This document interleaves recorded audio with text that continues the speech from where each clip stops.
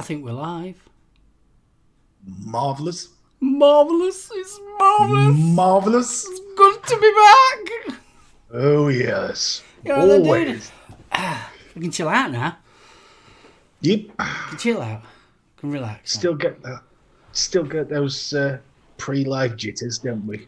Oh, God, yeah. Well, I'm still testing out Nightbot, so, yeah. Want to give Dino a big shout out. Thank you very much for helping us the other night. We may have sorted it. Yes, definitely. Yes. To take time out after work as well. Really appreciate it. Yeah, mate. really appreciate it. Yeah, it was good having a natter with Dean, wasn't it? It was, as I said, I fanboyed a little bit because he reminded me we have met, but it was literally sort of, oh, there's Dean. We didn't particularly speak, so I got to fanboy. I tell you one thing, that artwork that you were showing us was really good. Oh man, I have got so many options now for the flat. It's unreal. Well, since Thursday, all I've been doing is on my phone. He's been going through all these different. Honestly, some of the artists is absolutely amazing. Oh, there is some amazing stuff, especially on Instagram. But QWERTY as well. Yeah, QWERTY was really good. Wow, some amazing stuff. So again, Dean, thank you, Yeah, mate. big really thank you. appreciate that. Fist bump. Oh, I think we're all right. How am I looking? Yeah, we're looking all right. I'm a bit bright here. I've left window open. Does it look a bit bright here? Right. Do I look all right? Very redneck, darling. Very redneck. Oh, yeah. I've got the banjo ready and everything. You know what I mean? Cousins downstairs. Don't you jam my cousin? I wouldn't dream of it. Right. Well, we better say hello to who's in. So we got Mr. Richards. Good afternoon. Blazing Vapes. Good to see you, mate. Bruce Young. I'm going to just... Well, I know we're live, but I'm going to shut them curtains because it's... Yeah. Tell me you've got some trousers on. I've got me shorts on. Is the UK ready for the legs of SoulOhm? You what, sorry? Is the UK really ready for the legs of SoulOhm? Yeah, well, it looks a bit better. Yeah, I didn't want to blind everybody. Oh, right. Back to hellos. Gailey, Huggles. Graham Spears, good afternoon. Hang on a minute. Gailey, Huggles. You said that quick. Sorry, darling. Wave those friendly fingers. Ben, good afternoon. Hephaestus has been logged in since midday. Fist bump, buddy. Fist bump. Kentucky Bill, good afternoon. Net Reality, how you doing, kid? And I'm amazed. I'm as amazed as you are about how quick those juices have appeared. Yeah, honestly. That was unreal. That was so quick. Me personally, I think he delivered them by hand. Yeah, probably. Ronster, good afternoon. Stuart Ayrton, lovely to see you. Dean, we've already mentioned. Big fist bump anyway. Timmy! Tiberius, and lastly, but by no means least, Bunny Huggles! I hope I haven't missed anybody else. Yeah, we've missed Jenny out. We've missed Jenny. Oh, Jenny, darling, sorry. Huggles! Oh, Bunny's just complimented your legs, darling. SoulOhm's got lovely pins. LOL. Thanking you. I'm wearing me... I'm really coordinated here. I mean, this half don't look too bad, but I'm actually got me Pac-Man shorts on. At least you didn't say Crocs, mate. At least you didn't say Crocs. Oh no, I've got me Bill. slip. No. If you're really gonna go for it, look, got me red slippers on. I'm glad you held those short legs shut. Vapester, good afternoon. And Fist bump. Simon. Simon, Thanks for nice joining us, chatting mate. with you. And that Pink Floyd CD that you sorted me out, yeah, there's quite a few bits and pieces I've not heard. So a big thank you. Yeah, Simon popped into the shop. What day was it? Tuesday or Wednesday? No, Tuesday or Thursday. I can't remember which day now. And he dropped off a CD with a load of rare Pink Floyd stuff. Oh, nice. Yeah, no, really nice. So it was nice having a chat. So it was Good awesome. stuff. Yes. True, but Chris, good afternoon, dude. Fist bump. Hope you're well, mate. Right, I think we've got everybody. Yes, I believe that's everybody, darling. Awesome. So, what have we got on this afternoon's fun-filled? I ain't got a Womble. clue. We went. No, neither have I. Right, to tell you all the truth, I really was going to be working today at the shop, but it got re-swapped around, so we've really got not much planned, really, have we? Well, we kind of have. Yes. We're winging it again. Dee's in the house, fist bump. Hello to Dee. Hey, D. Right. Had a bit of a touch with the stream cam. Another one. Oh, good man. Yes. You are Won't getting. go I into think that your story. seat's slowly moving down, dude. You're getting. No, I think it's. You are. You're getting lower. Honestly, you start off at top of the screen and you're slowly working your way down like that. That's. Whoa. I am now. God, are we? Oh. It's good job. It's Sunday afternoon. It's chill It out is. Sunday. Yeah. It is. Hold on. Yes, I shall hutch up a bit. There we are. Hush up. It's because my bottom sort of slipped. I'm slowly relaxing into this. Really? That's it. So, right, we've got a couple of bits of news, and they're not so much funny this week, but I did manage to have I got a find. bumper to do? No, not yet, not yet. Oh, that's all right. Not so much funny this week, but a bit of a heart warmer.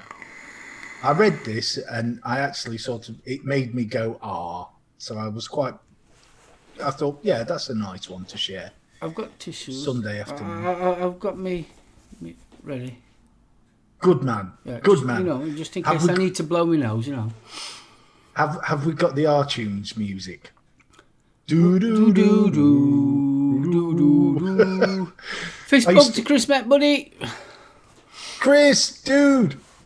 Yeah, I must admit, I used to love listening to that Simon Bates R-Tune just for the bit where they always seem to get hit by the bus. You know, they met in 1974 in Cleckheaton Common. And one sad day when God decided to take Nora away. It was brilliant. And if you ever get a chance, Mike Harding does a Mickey take out of it. And it's one of the funniest things I've heard him do. Especially the bit where she's playing the accordion topless and they end up meeting in A&E. But oh yes.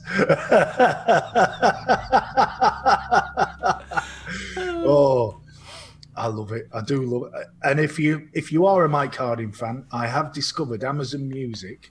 Just whack in Mike Harding and you will find loads of Mike Harding albums on there. Chinese Takeaway Blues, The Big Yellow Budgie, they're all on there. Fantastic. Fantastic.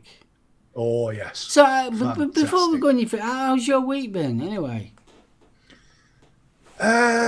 Strange one, yeah.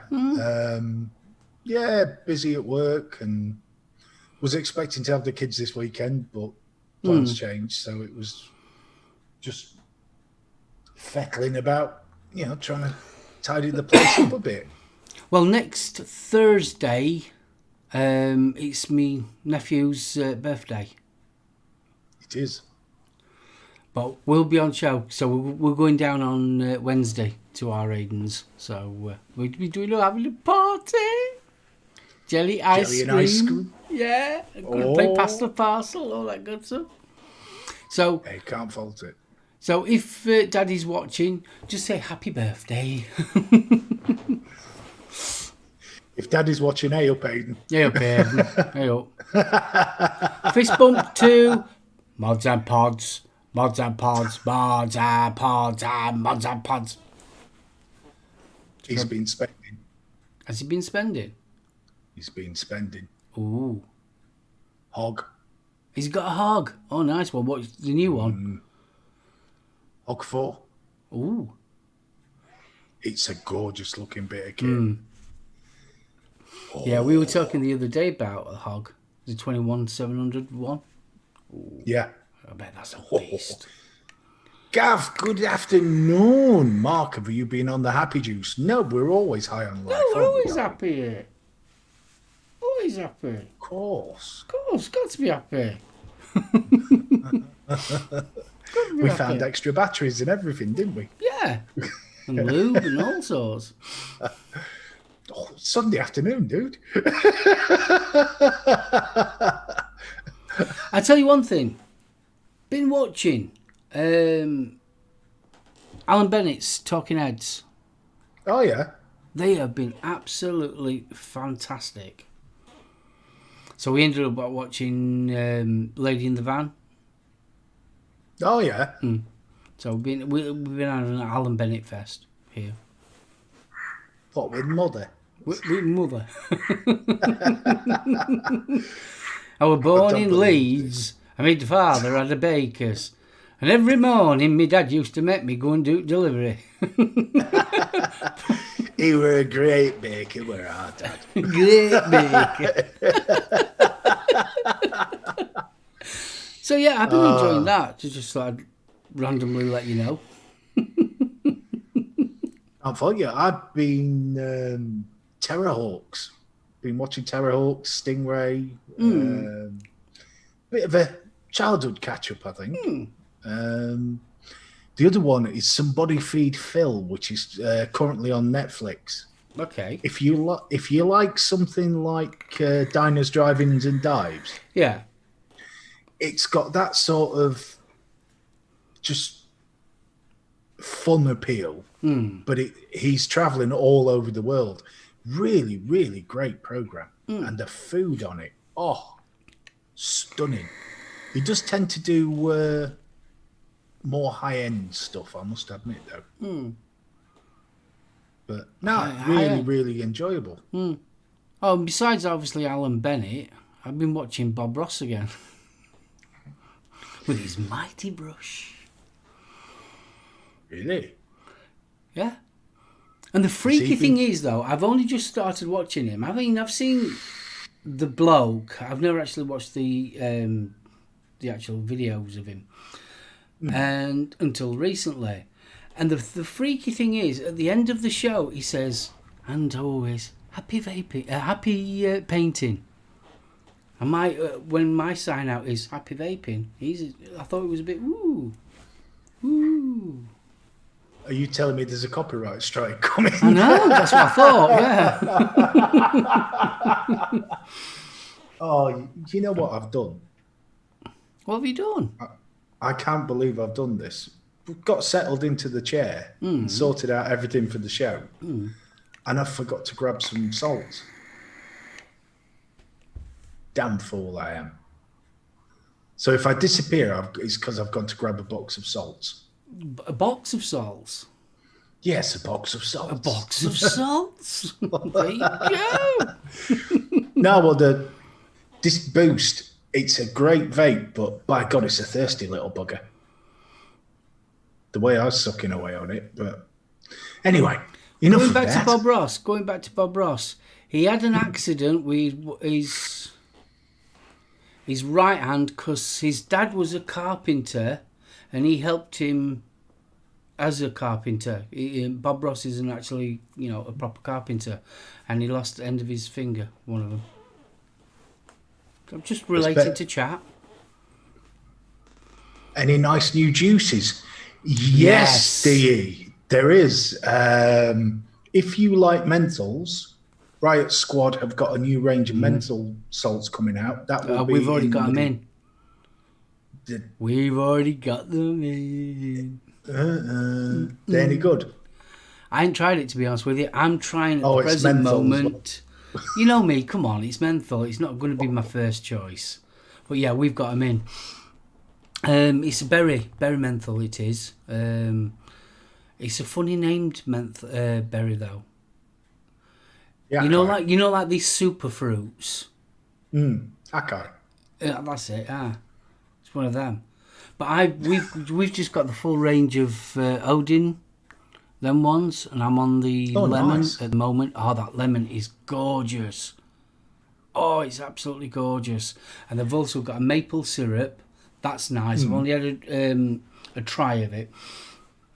Well, I'm going to get that next. But they've got banana and caramel.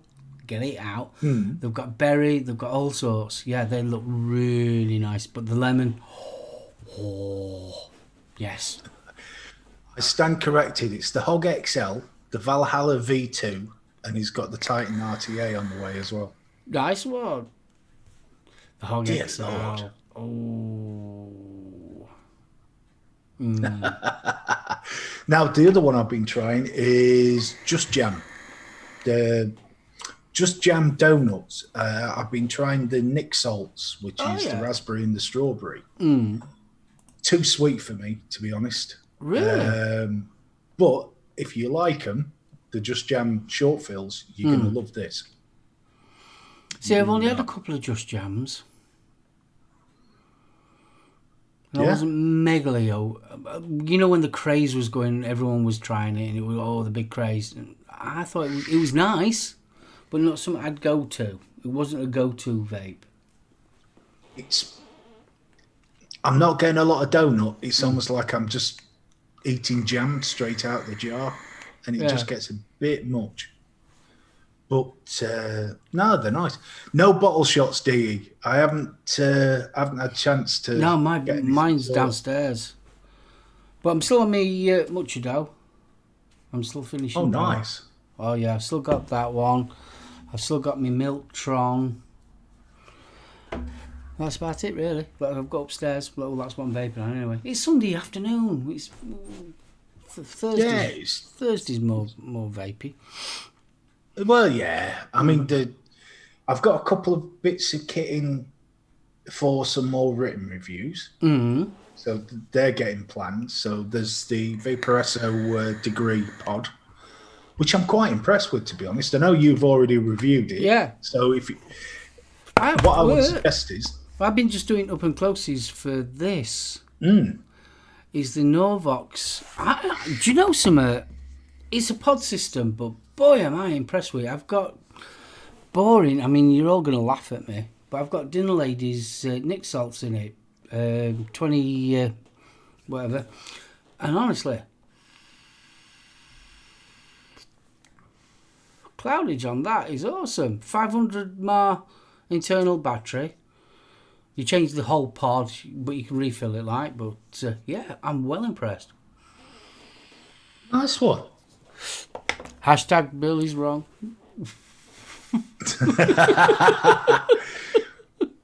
Yeah, Chris, the raspberry donut in the Nick Salts for the Just Jam is actually quite nice. That's not quite as sweet. Strawberry's just way too much. But that's my personal palate. You know, yeah, I think all the Just Jams are quite sweet. Now, like the Bunnies AC... just turned around and said they do kill your coils. Oh God, do they?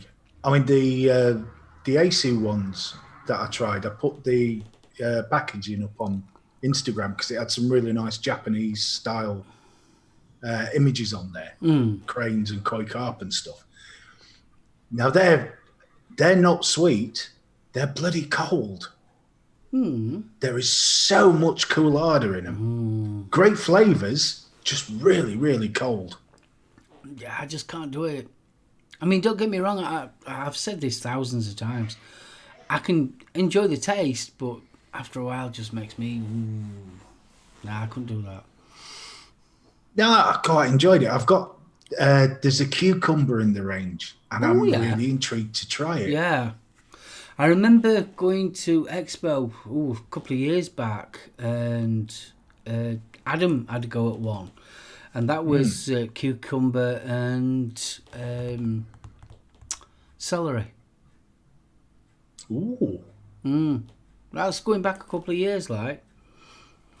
Well, the cucumber, as far as I can see, is just a straight cucumber with the coolarda in. So I would imagine that's going to be quite refreshing.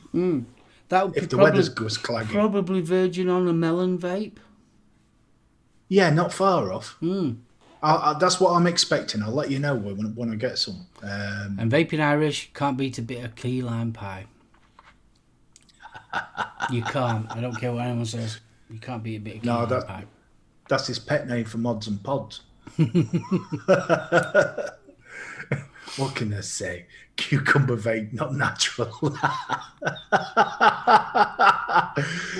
isn't it natural? You've got to try some new stuff, haven't you? You never know what you're missing out on. Yeah, I mean, it'll have the same consistency as a melon, and nobody bats an eyelid at melon vapes. True. What was the one I tried? Oh, the cider. Yeah. I tried the Black Hat's Dark Forest fruits, and the only thing for me that's missing is a great cider flavour. It's wonderful. Just needed a touch of coolant in it because it feels like you're vaping warm cider. I know Irish. The aloe vera vape tastes like grape. No, I haven't tried that. That was another one on the list. So I'm not a huge fan of grape. No, I'm not. I'll see how it goes. I've just discovered the Whitlicker salt range. Yeah, they are good. The only thing I've found with the Whitlicker salt range is trying to get hold of 10 in it is nigh on impossible. What, the normally 20s? You can get 20s most places. It's 10s. Now, here's one for you. Riot Squad. I didn't know this, but apparently they do actually make a 5 milligram Nick salt. Do they? Yeah. Not many places stock it, but they do make it. I got into a conversation. We were talking about people stepping down to actually come off vaping. And the 5 milligram would actually be good, that. Yeah, it'd be a fantastic, way to do it. Because we were talking, I said, well, the lowest you can get is 10. And all of a sudden this voice pops up. I care to differ, sir. Riot Squad do 5. Riot Squad do 5 mil. You shall be told. No. And go forthwith and be told.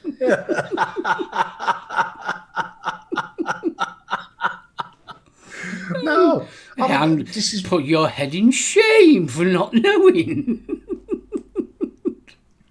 Well, as far as I am aware, I think they're the only UK company that does do 5s.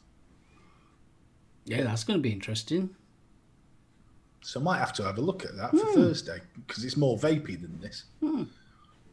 But saying that, I mean, Bunny, it's never your fault, darling. Oh, never. No. In our eyes, sweetheart, you can do no wrong. Couple of kinky things, but no wrong.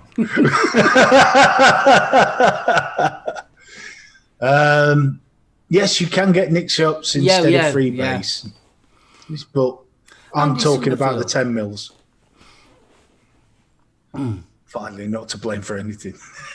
Bunny's fault. Now, these hashtags are coming thick and fast this afternoon. They certainly are. I say. Right, well, do you want to get the news out of the way? Well, before you go any further, Darren's just mentioned another company. Oh, I'd not heard of them. No, I haven't. Let's have a look. I'm intrigued now. NACL. See what you've done now? You've intrigued him. Yes. Ooh. Wow. This is what Sundays are about. New stuff. Yeah, of course it is. Oh, here we go. NACL, Nick Salt Club. Let's have a look. Fist bump to scoop vapor. Boosh. No, I can honestly say I've never seen those before, but the prices are ridiculously cheap. Yeah, how much are they? $1.99 each, or 10 for 17 quid on the Nick Salt Club website, which I haven't used, so please don't take that as a recommendation. But they do. Ooh, I wonder how popular tasty. 5mm would be, though. Well, it's an interesting thought, isn't it?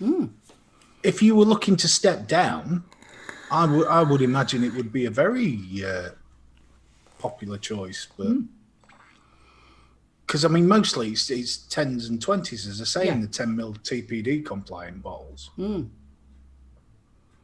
You could still get that kick, but not, not to the same extent. The thing is, though, with the Nick Salt, it was always to take the heavy throat hit off the stronger. So, do you really need a 5mm Nick Salt? Exactly, that's what I was thinking. I was thinking Anyway. more. I was thinking more on the lines of a shop stocking it than an actual online side of it. I was thinking about that, like a brick and mortar shop. Would it be viable to actually stock that range at 5? Even though, I mean, it's like at our shop, 10s and 20s are popular. But would a 5 be popular? No, fair point. And do you really want to waste that shelf space? Exactly. Yeah. But anyway, so there we are, folks. NaCl nicotine salts and Riot Squad do 5mm. So, if you're interested. But as Jenny said, you can get Nick salts now to add to short fills. So, in theory, you can just wean off that way. But if you've got a pod kit, the 50-50, I suppose you just use a short fill 50-50 liquid, but they don't tend to be the more premium ranges, do they, at 50-50? Well, can do. Normally, we've got some premium ones that are 60. Yeah. Some pods might struggle with that. So, not many. Not nowadays. I mean, blooming out. Yeah. Better than they used to be. Well, yeah, a lot better than they used to be. God, it used to be you show them a 70-30 and all of a sudden the pod's going, no, I'm going home. No. I'm frightened. Stop trying to ram that thick juice through my tender coils. Tender coils. No, there's a shop owner for you. There's no wasting shelf space, just need bigger, longer shelves. Yeah, that's true. You're not wrong there. Skint, how you doing, sir? Right. Well, should we get the bumper up for the news, dear boy? News, sir. Right, sir. Bear 1 second, sir. There you go, sir. Thank you, sir. Slipped that one in, sir. Oh, he did. Oh, I say. Right. So, more vape-related stuff, I must admit. However, I think this one needs raising.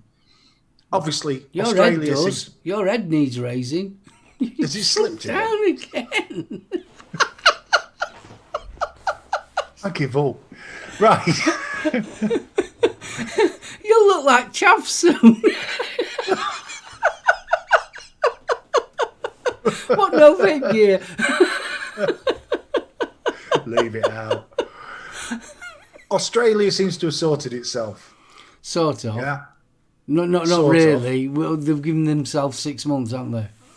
Yeah. Which, but it's added a lot more fuel to the fire. So they're in a much better position than they were 2-3 weeks ago. Yeah. To be honest. It's still not great no matter which way you look at it. No, it's not. It's not. But out of Germany came in a slamming report, really, that scientists in Germany announced that vaping and the use of water pipes, hookers, damages users' internal organs, in particular the heart and lung. So they also claimed that the use of these devices increased the risk for chronic obstructive pulmonary disease twofold, whilst lung cancer skyrockets for smokers and hookers use it. Now, what was interesting, and Neil H has pointed this out at ESIG Click, researchers say that arterial stiffness increases 7-fold amongst vapors. Now, as soon as I read this, I thought, hey, we've heard that before. And Neil points out the same thing. So it was back in November 2019, there was a report that claimed the same thing. And guess what? It's the same bloke. Thomas Munzel of the University Medical Centre in Manis. Yeah. So he says all three forms of smoking and vaping lead to increased production of free radicals, which breaks down nitric oxide, which protects against inflammation and clogging of the arteries. This report has, to say it stirred reaction is unreal.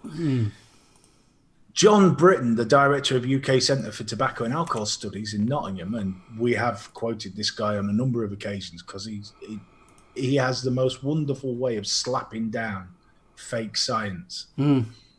The paper provides an unsystematic overview on evidence relating to the likely relative risks of nicotine use and of questionable reliability. For example, e-cigarette use increases the risk of chronic obstructive pulmonary disease by 194%, but COPD is a disease with a lead time of decades. So to attribute a risk directly to e-cigarettes, which have been widely used for less than a decade and are almost exclusively used by former smokers, is inappropriate. So there's a polite slap on the wrist. Nick Hopkinson, reader in respiratory medicine at Imperial College London. In this review, the search strategy used to identify papers is not defined, so it's not clear if it's a systematic review of all the evidence. There's also a number of reasons to be cautious about measuring risk in this area, and the figure in the paper runs the risk of misleading people. It's also important to note that the best evidence around vaping and blood vessel function is that in people who switch from smoking to vaping, there is a substantial improvement in endothelial function. And I managed to say a big word without cocking it up. Yes. And finally, Jamie Brown, Deputy Director of the Tobacco and Alcohol Research Group, University College London, said the approach taken by this clinical review is unclear. The last 2016 Cochrane review on e-cigarettes found no evidence that smokers who used e-cigarettes for 2 years or less had increased health risks compared to smokers who did not use e-cigarettes. So the science community have not just picked this apart, they have torn it apart. Exactly. And it always gladdens me to see that this is now becoming a regular thing. So maybe scientists will think twice before. I think it's getting to the point that as soon as it comes out, that they're proving it wrong. Yeah. Well, it doesn't help when, and I'm going to use the phrase anti because this Thomas Tiberius, totally. That's what's happening. What's that, young man? Polite way of saying you're talking about. Yep. Oh yes. Yeah. It needs to be done. We're seeing the same old stuff churned out time and time again in these papers, and half of it's been discredited. So maybe a little bit of peer pressure will stop these idiots from trying to go down this route. Because all they're doing is rehashing old statements. Yeah. But the problem is, it will affect the public. Of course it will, because the public's not going to research or look into it. They're just going to read the headline, and that's it. Which is the problem. Yeah, Michael, that's a good point. Who is financing his research? Well, you've got to wonder, haven't you? See, that is a really good point. It's so like, well, yeah. Is it WHO money? Is it our friend over in the States? Yeah. I mean, another thing that I can't understand is why are they clamping us with hookers? I mean, yes, you can get vape hookahs. Or is it hookers? Thank you. Hookahs, sorry. I always prefer the vaping meant. hookers. You know what I meant. I think hookers are better. It sounds better. Anyway. Right. I know you can get vape hookahs. But are they actually talking about vape hookahs? And let's face it, are they popular? Because I believe there's Manchester, there was one. But that's the only place I've ever heard of that has vape or e-liquid hookahs. Well, to be honest, my sort of experience of water pipes has always been more for the, should we say, the herbage fraternity. Yeah, exactly. And you did tend to put tobacco in them. So, come on, give us a break. I'd rather the hookers vape than smoke, to be honest. Good lad. Rachel, good afternoon. How's the sofa search going? That poor Chris. Poor Chris. She's gone turbo on the house decorating. But, it's locked down. It must be. Right. So moving on. Tissues at the ready. Tissues at the ready. I thought this was lovely. So a pair of 11-year-old States girls struck up a friendship thanks to a message in a bottle that travelled 700 miles in just 2 weeks. So Sophia Wilson of Clifton Park, New York, said she and her family were in Florida during the lockdown. And she expressed her frustration on paper about how she was feeling about lockdown, etc., etc.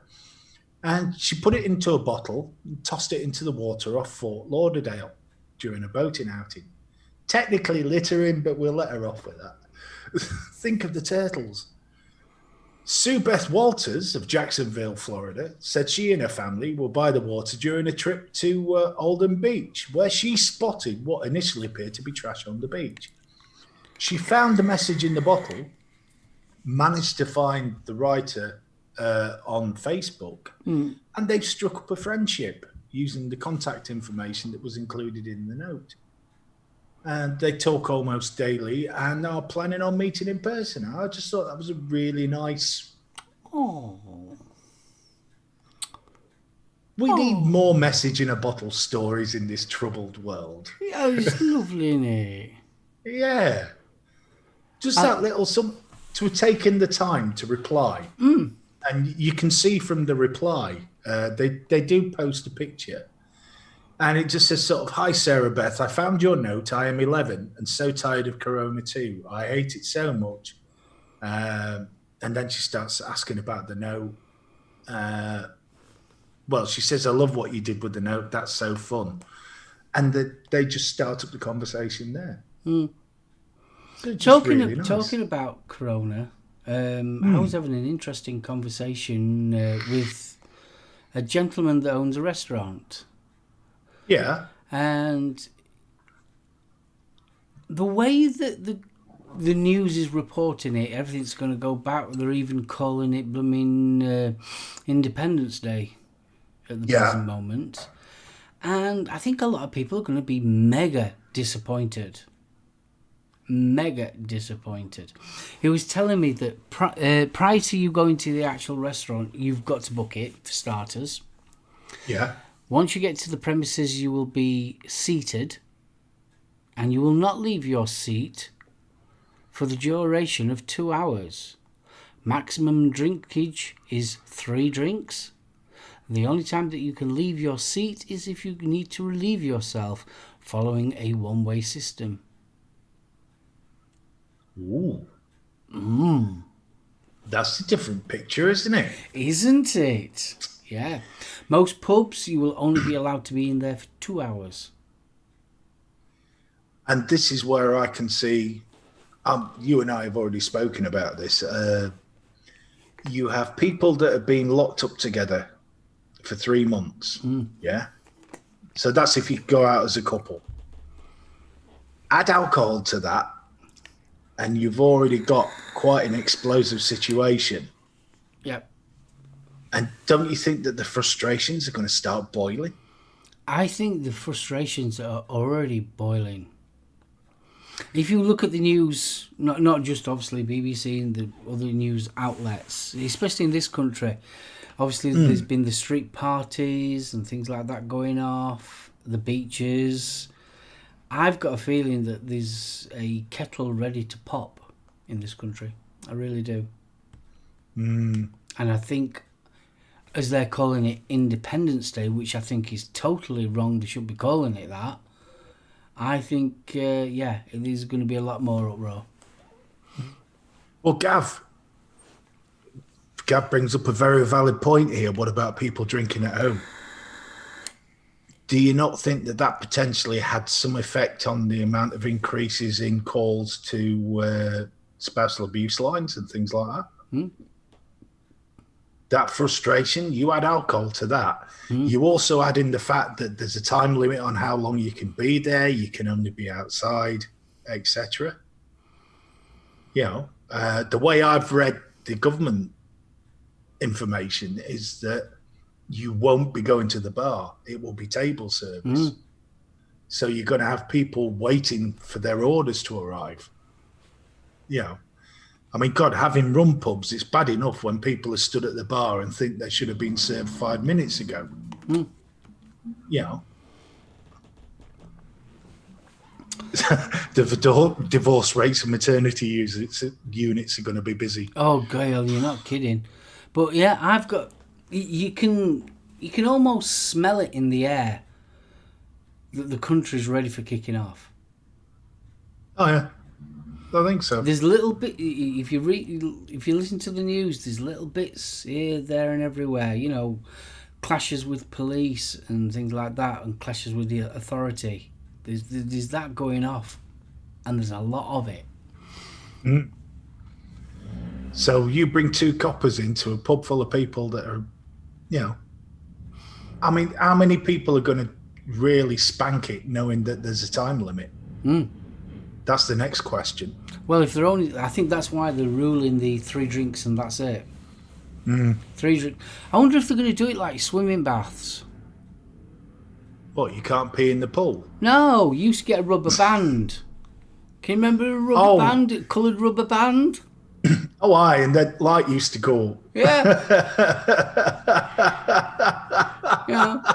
Red bands, can you please leave the pool? Red bands, leave the pool.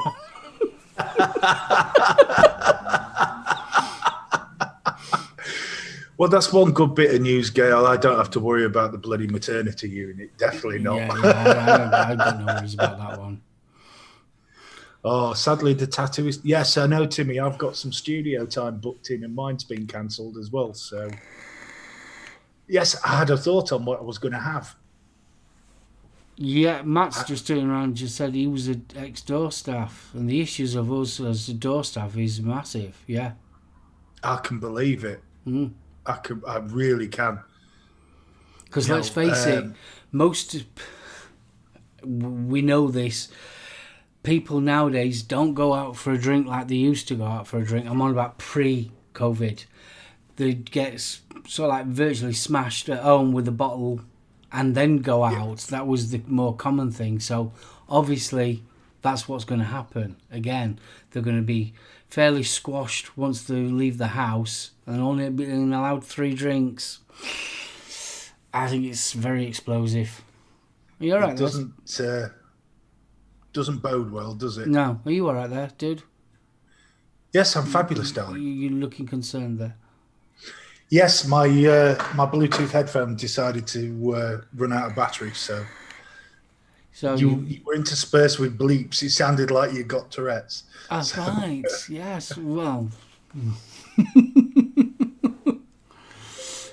Yes, it was interesting. But yes, no, I had an idea for what I want on the arm, because obviously I was going to get something that was family related, but that's not appropriate now.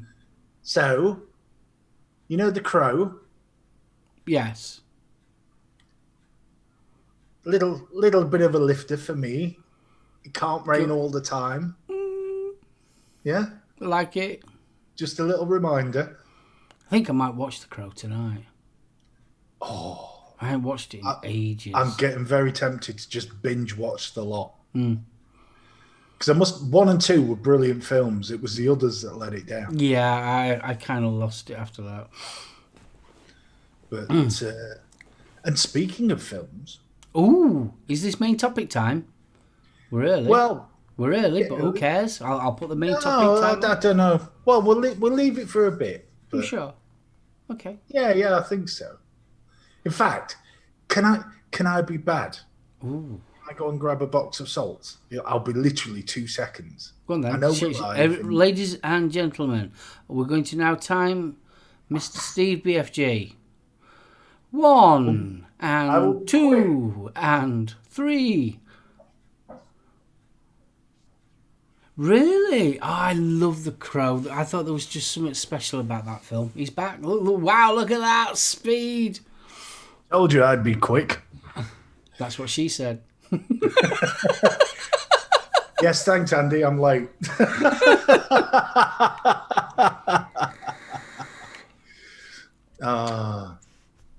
True, Kai, but what I'm saying That's an interesting point, I'm Irish. saying add alcohol to the frustration. You're giving an excuse to an abuser. My father... Oh, okay. And you don't want to do... Yeah, Irish, I fully appreciate what you're saying there.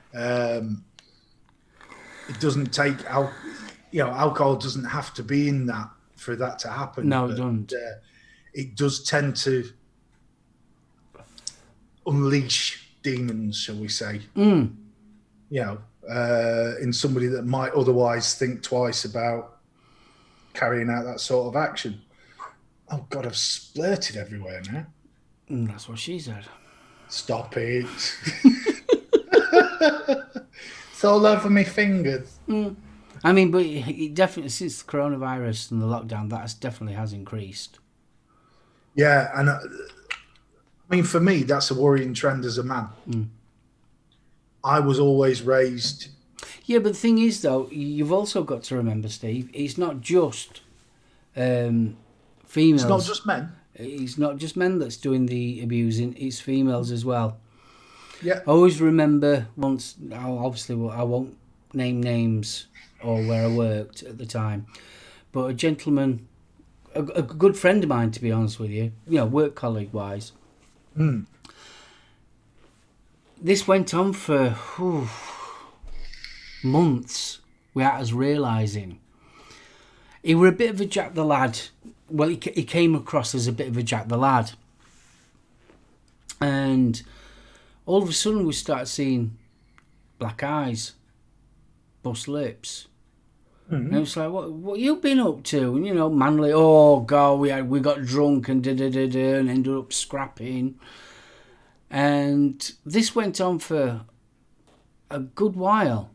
Not every week, but so like all of a sudden he'd end up with, face bruises and things like that. And it was so like, we went out last night and got drunk and ended up and that was kind of his general excuse all the time.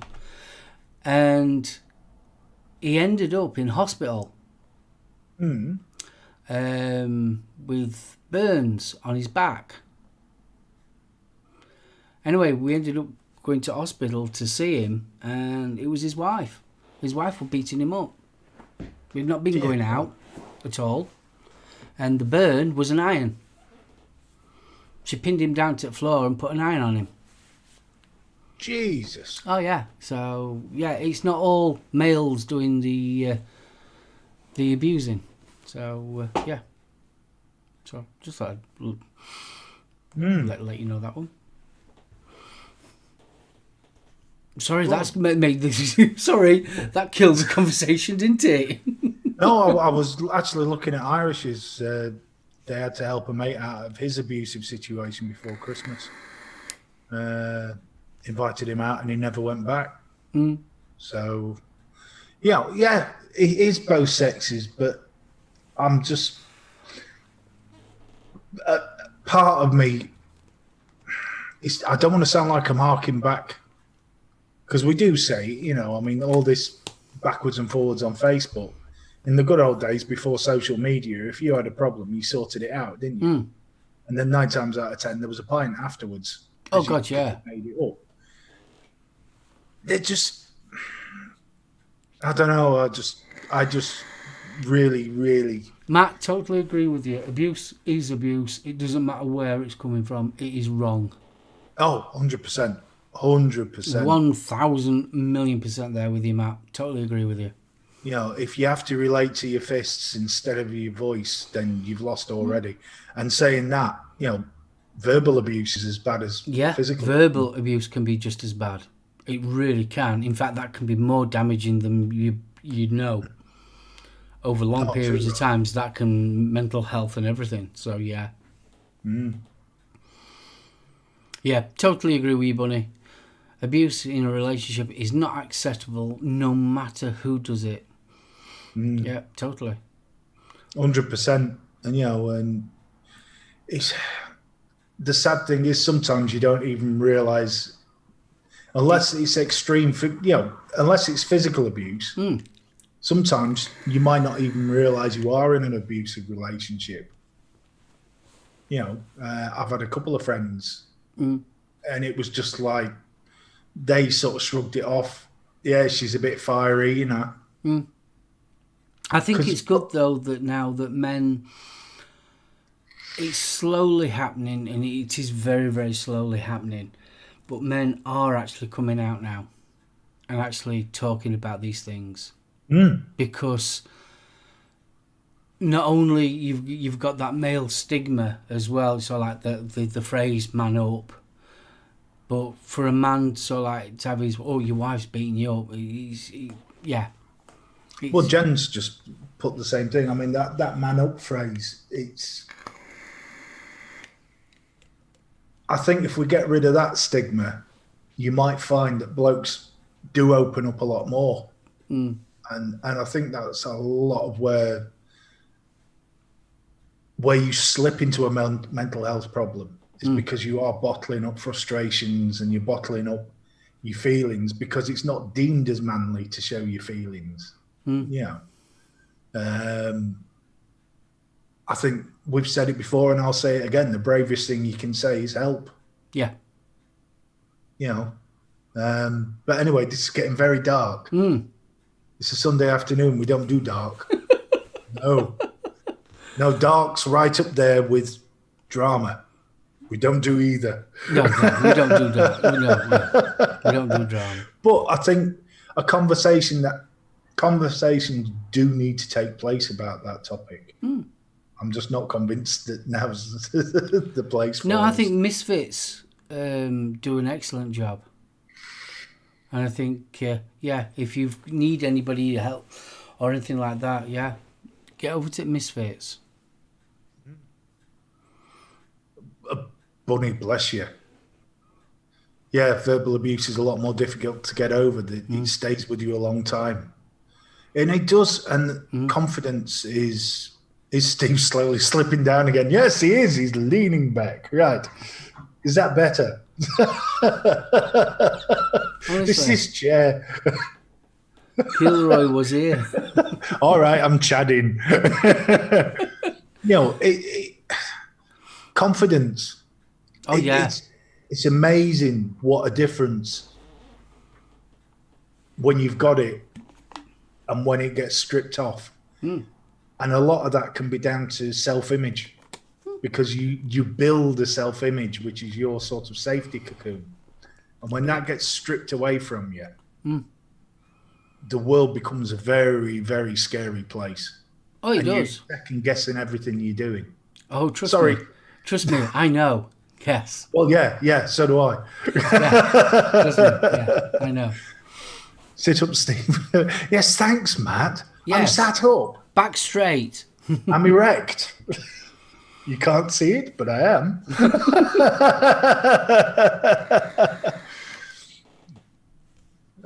Easy, Graham. Easy. Right, are we going to crack on to our main topic, which is films? Yes, Let's yes. get Well, that bumper. Let me get that bumper going. sorry, I've got to do with bumper. I was premature. That's what she said.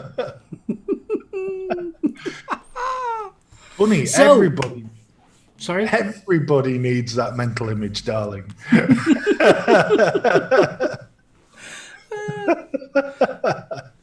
Right, so we have got some releases coming this year.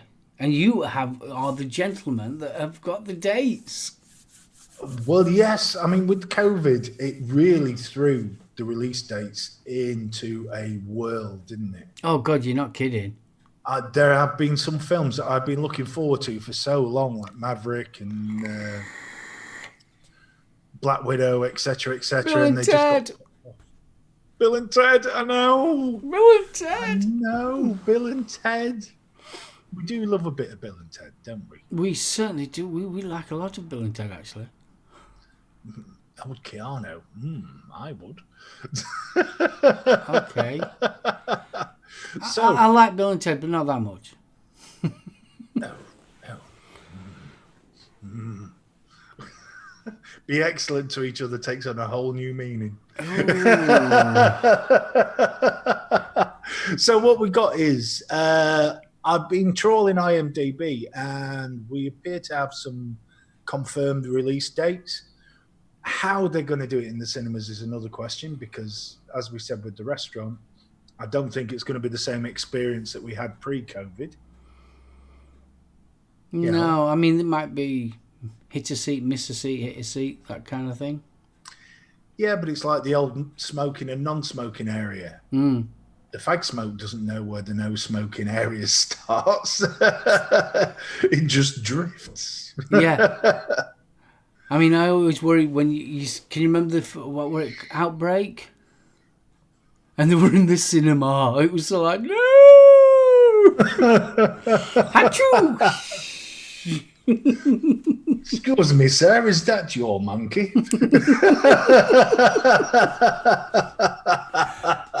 Oh, excellent. Hang on a second. One minute. The Hand of John. Thank you, sweetheart. Say hello to everyone. Hello, everyone. Oh, Hello, John. Hey, I get cake as well. Oh, I want cake. Well, there's 2 pieces. It's 2 pieces. Yeah, go on, take a bite. Nom. Nom, nom, nom, nom. Everyone's saying hello, sweetheart. Hello. Strange things are afoot in the circle. Okay. I want cake. I can't even go out and buy any because Aldi's shut by the time we finished. I'll be good. I'll not eat it while you're noticing. Carry on reading, sir, while I eat. Well, we've got a few big names. Now, the big films don't seem to be coming out till August, so I'm guessing that's a little bit of hedging bets by the studios to see what happens. Mm. But I can announce that on the 28th of August, Bill and Ted will be hitting the big screen. Look, very different feel to the story this time, though, isn't it? Well, from what I'm understanding, the rough storyline is basically they failed at making World Peace and the Ultimate Song. Yeah. And then they've got to go back to, because obviously the end of the last film, obviously there was rock stars and all that lot.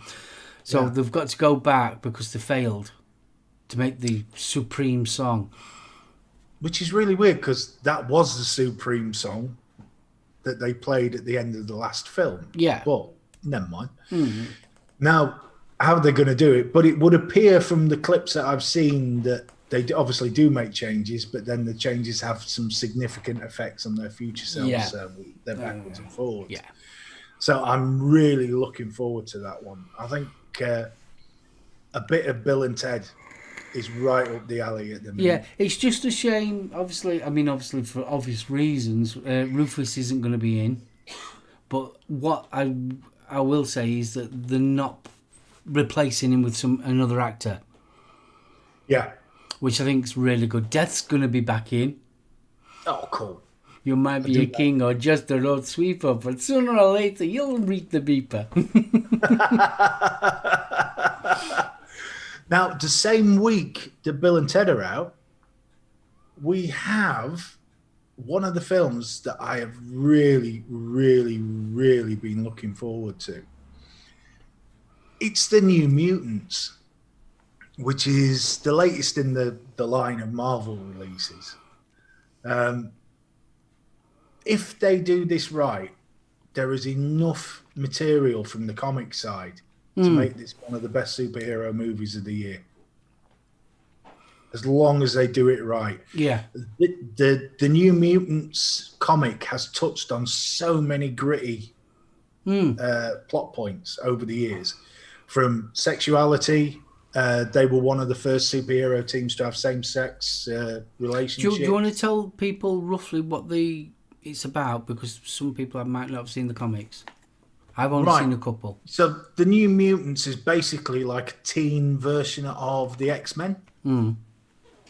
So a lot of the stories is based around them trying to come to terms with their abilities, but also just trying to get through life. You know, you remember what it's like with a teenager. Your hormones are running rampant.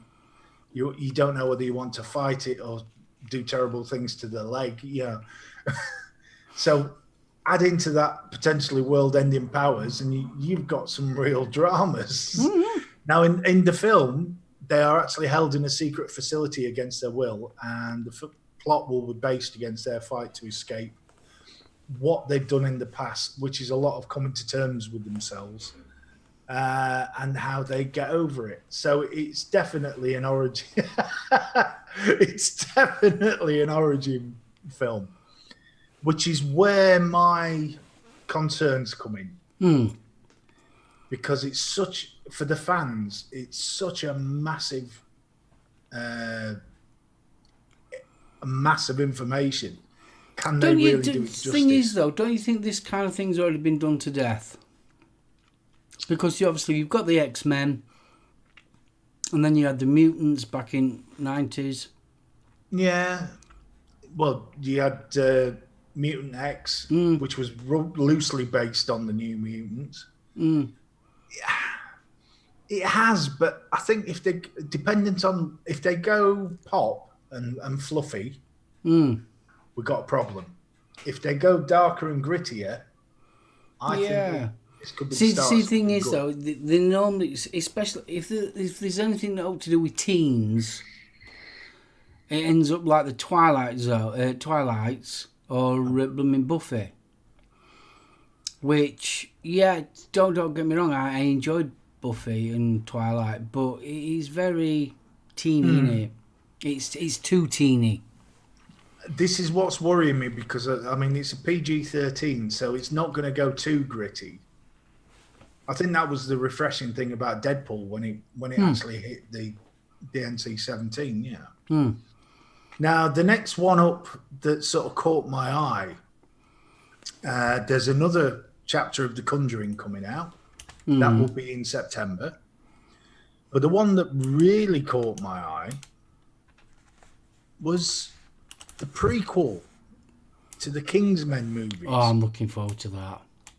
And that's The King's Man. So it will go in. This again is more from the comic book. Fist bump to Mick. Mick, how you doing? So this is going to be drawing more from the comic again with the Kingsmen. But some big names in this one. Huge names.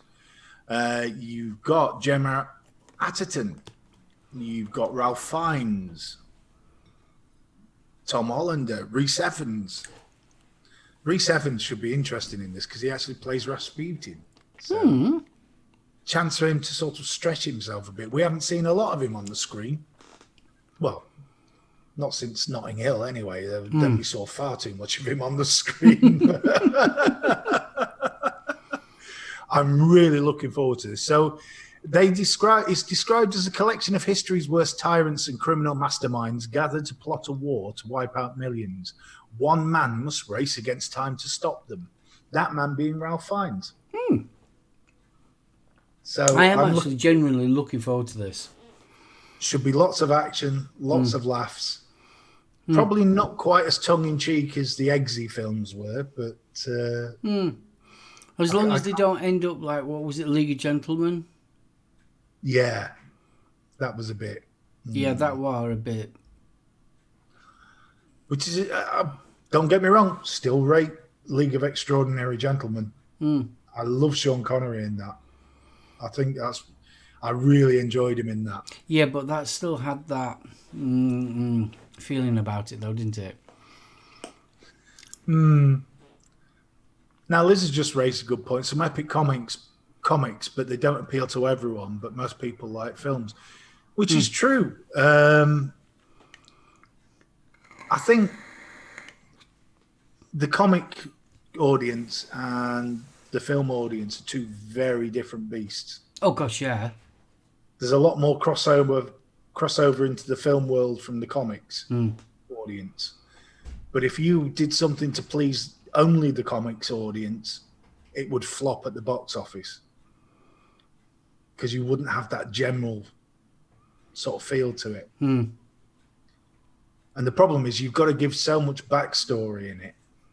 Yeah, because let's face it, if you wanted to, because of the comics, you've got invested and you've followed it, whereas film, you've got to learn so much so quickly. Well, this is it. Deadpool nailed it. And Matt, yes, I agree with you.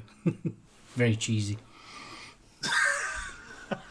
Oh, it was super cheesy. It was very super cheesy, but I enjoyed it. Yeah, it was especially fun. Was it Rasputin's car? No, Nemo's. Nemo's car, yeah. That car was awesome. But yeah, as long as they don't go down too silly. It'll be interesting. It will be interesting. I'm still intrigued as how they're actually going to do the villains group. Because it all sounds a bit James Bond, but we'll see how it goes. We will see how it goes. Now, moving further into September, from the 16th to a couple of weeks later, we get Candyman. It's not a remake. It's not a reboot. They are describing it as a spiritual sort of follow-on. So basically, it's going to involve the original Candyman sort of character. Yeah. But it's set, the Chicago slums where it was set previously. What's happened now is they've knocked the slums down and they've turned it into a middle-class suburb. Okay. And now you have I believe it's a black artist who, and obviously there's links there with the Candyman backstory because that's how he became Candyman. He was an artist, wasn't he? Yeah. And did a portrait of a white slave owner's daughter. They fell in love, and the punishment for him falling in love with a white woman was being smeared in honey. His arm hacked off, a spike inserted, and then set fire to. Yeah, as you do. Bit harsh. But that stars. There's no major names that I'm seeing really in this. I want to know why Hephaestus has got smelly memories. Smelly memories? He's put, oh dear gods, I can't watch Candyman without very smelly memories.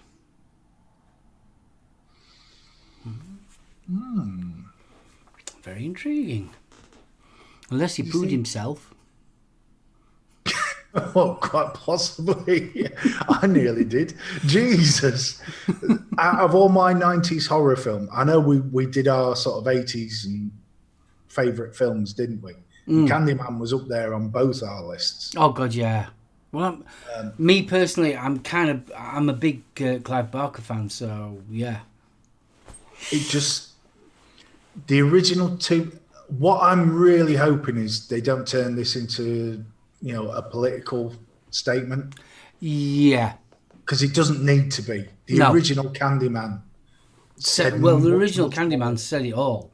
Yeah. It Yeah. brought in the abuse, it brought in the slums. Well, it was also the racism as well. Yeah.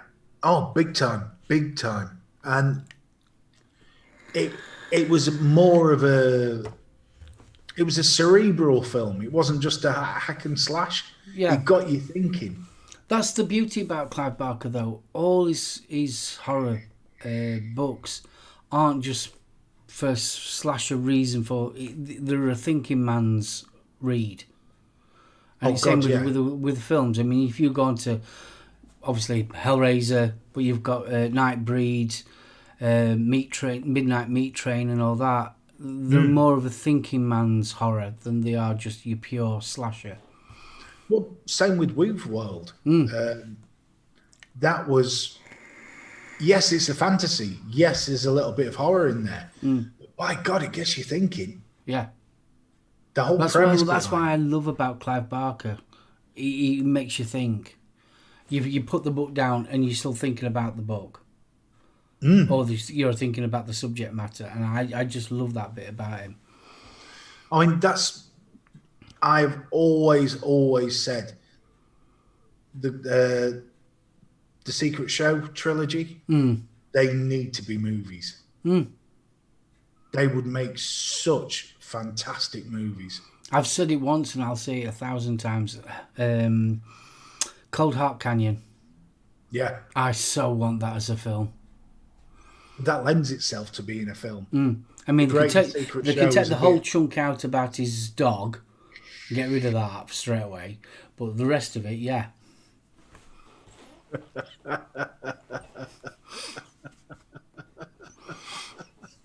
Oh, don't. Tetley, man, I'm only here for Mark and Tim. Only here for Mark and Tim? You're Tim. What did Tetley put? I'm intrigued now. Wow, what did Tetley put? I don't know. Why is that on? Oh, for God's sakes. What? An idiot. It's all right, I didn't swap over my chat, did I? I did originally, but then I closed it and opened it again and it resets it. All right. Right, I hope they get Candyman right. I love that film. Matt, you're not kidding, mate. Epic writer. Oh. Ooh. Yeah, Matt's another Clive Barker fan. I do love Clive Barker. Fist bump. Key's about to introduce the Zolo Smooth to his top side. Good choice. Tiberius, yeah, that's the right. He's the one with the actors. Love that book. Especially with the mural. I can't even say the word.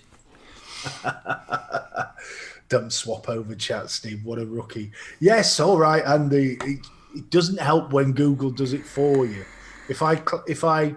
When I change over to Chrome to be able to go through the release dates, it automatically resets my chat to top chat, which is a pain in the butt. I can't understand why they've got top chat anymore. Yeah, it's a weird one, isn't it? Less of the noob, less of the noob. Saucy devil. So let's move on. So from the 25th of September in Candyman, there's quite a few blurs, and then There's quite a few blurs. Yeah, there's sort of near films. I mean, The Witches of Amityville Academy, really. Okay. Time Rewind is the first. So a man must unravel the mystery of his own past to find his way back to 1989 and save his trapped teenage daughter from a bullying accident that is destined to claim her life. Now, ooh, that sounds all totally PC. Sounds a bit Butterfly Effect to me. Yeah, it does, doesn't it? Yeah, gotta admit. You know, but the one that's got me salivating in October, Wonder Woman, 1984. Yeah, that looks. I've seen advertisements for it. And it does look quite interesting. Now, what I find interesting is they've not released that many plot hints. No. Now, you've got The Rock as Black Adam in there. So is that... This is on the webpage, by the way, I'm looking at now. Oh, yeah. I thought The Rock as Black Adam was coming in the next Shazam movie. So I'm a little bit confused as to why it's actually on the screen. But they seem to be getting more towards the sort of Linda Carter costume. Mm. So hopefully we're going to lose the high heels and the little rah-rah skirt, which was in the last movie. Well, there was no wrong with the high heels. Well, I'd like to see a more... What, manly? Well, I've always thought Wonder Woman, she's supposed to be the Amazon, yeah? More of a warrior get-up than the bloke-pleasing skimpy outfit. Have you ever watched the film where the origins of Wonder Woman came from? Yes, with the geezer that was intrigued with S&M. Yeah, that's where it all came from. Well, it explains the lasso, doesn't it? What was that film called? I can't remember it. Oh, God. Excellent film. If you're ever interested in finding out the origins of Wonder Woman and how she came about, you've got to watch this film. It's absolutely brilliant. It's a bit sort of, It's very adulty. Yes. Here we go. It was Jenkins made the movie. I can't remember what it was called now. 2 secs.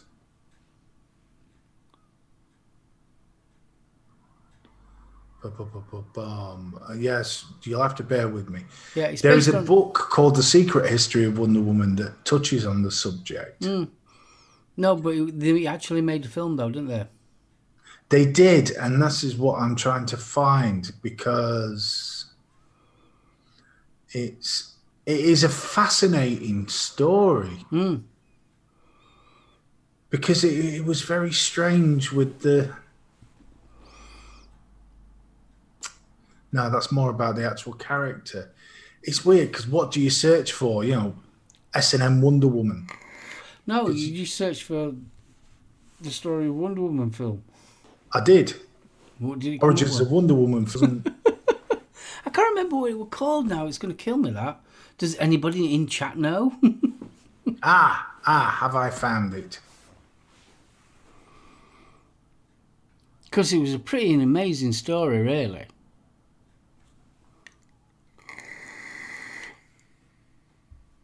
Right, it is...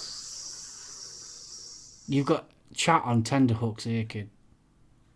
They're all paused, bated breath. Professor Marston and the Wonder Woman. Is that what it's called? That's what it's called. But Professor Marston, who's named in the title, has definitely got a bit of a kinky side, bless him. But it is a cracking film. It's worth having a look. Honestly. 2017 it came out. Yeah, it's definitely a film to watch. Linda Carter was a Wonder Woman with every 12-year-old boy's dream. Yeah, not kidding. Not kidding. The only question I've got about Linda Carter, where did the bloody handbag go?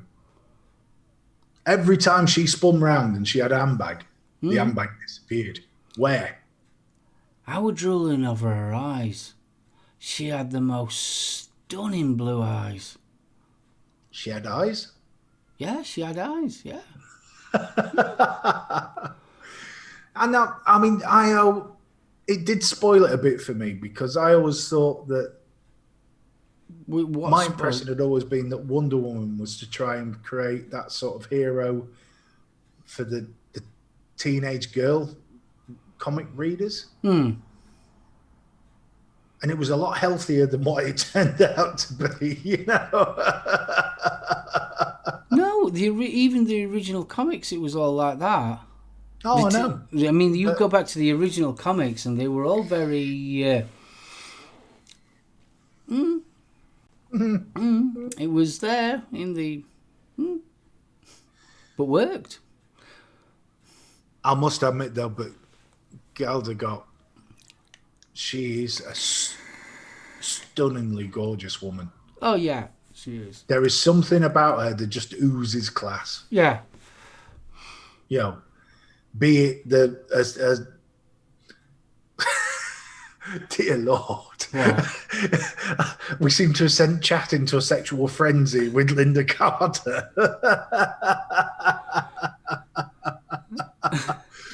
But I mean, Linda Carter, she was in the remake of Dukes of Hazzard. Yeah, she was. She was stunning then.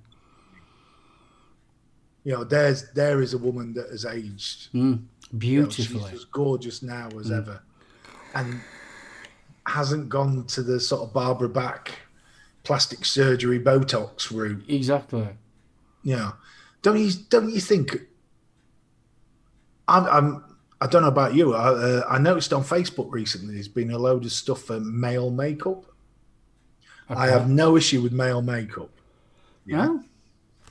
No. But I always think the reason that people get into age difference relationships is because by the time you get to a certain age, you've had enough. You're sick of the bullshit. You either accept you for what you are or jog on. So you now wear makeup that's now. why a more mature lady is a lot more attractive. But anyway, sorry. I'm sorry, I love all women. I'd love to, but they won't let me. BFG does not wear guy liner. On this show. Many years ago, I was that goth. yeah, I've been there, been done that. So what's the next film? Sorry, I got hung up on Gal Gadot there. Apparently she's a member of Mensa too, ridiculously intelligent and speaks 7 languages. What a wonderful woman. Right, so following week. Dum-da-dum. Da-dum. Dum-da-dum. Dum-dum. No, a couple of weeks afterwards, 23rd of October. Not sure if the adults will be that interested in this one. But so far planned is another one in the G.I. Joe series. But this one looks into the origins of Snake Eyes, which I'm a bit surprised about because that was pretty much covered in the last film. I was never a G.I. Joe fan. I quite enjoy him just for the pure escapism of them. Yeah, I'm British though, Action Man. Would it have had the same sort of appeal? Because Action Man was pretty much a lone sort of soldier, whereas G.I. Joe had a bit more of a comic-y story to it. But the next one that really did catch my eye, and I've been waiting all year for this one. What, Cindy? No, not Cindy. Black Widow. There is so much about that character that's not been touched on in the previous films. She's fascinating, and the fact it's Scarlett Johansson doesn't hurt. Yeah, well, I mean, obviously they killed her off in last film, so they got to do origins, haven't they? Well, it's not so much origins; it's more of a prequel to. Well, it's before she joined the S.H.I.E.L.D. and the Avengers. So it's sort of hinting throughout the films. Well, it's always hinted, hasn't it? It's always hinted because obviously she went to that place to train. So are they going to be covering that era to... No, it's well after. I think they talk about an incident. Her and Hawkeye talk about an incident at Istanbul, I think. And it's constantly referred to. And this film touches around what happened. But it will also bring in characters from when she was previously with the KGB. So it's going to be interesting. Yeah. It's going to be good. There's a lot of tongue-in-cheek, very dry humour in it that I've seen so far. So I am so looking forward to this. I tell you one thing. dunno. One of my favourite scenes is the bit where she's tied up, and she's been interrogated by them Russians. I love that. It was just so cool. The phone call. Yeah. So like, hang on a minute, I'm a bit busy. God, they're still talking about Goldigot in the chat. Oh, blimey. That's shocking. But no, what happened in Istanbul stays in Istanbul. There you go. I honestly thought she was one of the most underused and potentially one of the best characters in the whole series. Because you only ever really saw her as a sidekick to Fury, and then as a potential sort of FNAF interest for Hawkeye. Yeah.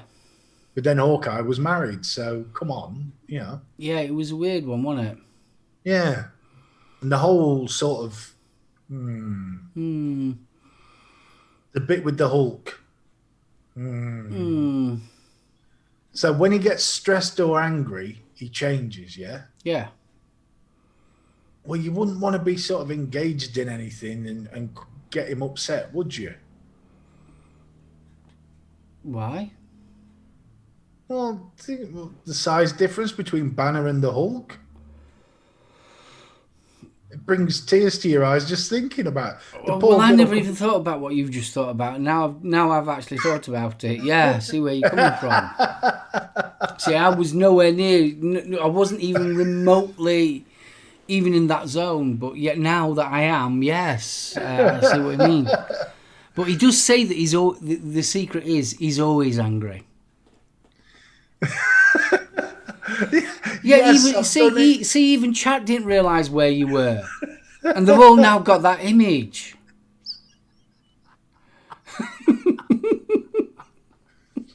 And I managed to do it without... But I've already worked this out, already out. See, my brain's this really fast. If you notice, whenever he changed to the Hulk, he's still wearing the same size pants. So that means that he's only got a little widgie. So I was going to say, so what you're saying is the Hulk. Yeah, the Hulk. Yeah. See, I managed to take it to that extra level of guttiness there without even saying one dirty thing. Is that the definition of a grower, not a shower?